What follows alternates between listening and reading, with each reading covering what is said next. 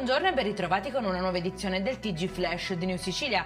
In apertura in codice rosso un rocciatore caduto da Monte Pellegrino a Palermo. L'uomo ha riportato un grave trauma cranico ed è attualmente ricoverato all'ospedale Villa Sofia.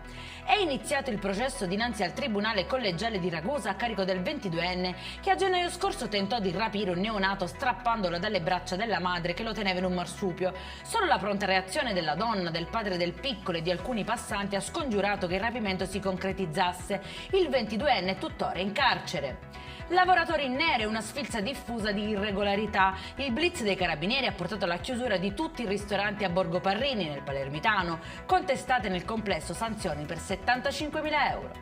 Aveva trasformato il porticciolo di Ognina in un vero e proprio ristorante senza alcuna autorizzazione. Per questo motivo un paninaro catanese è stato denunciato dalla Polizia di Stato. Oltre al furgone, tra l'altro, l'imprenditore aveva allestito pedane, un frigorifero espositore e persino un braciere per cuocere gli alimenti.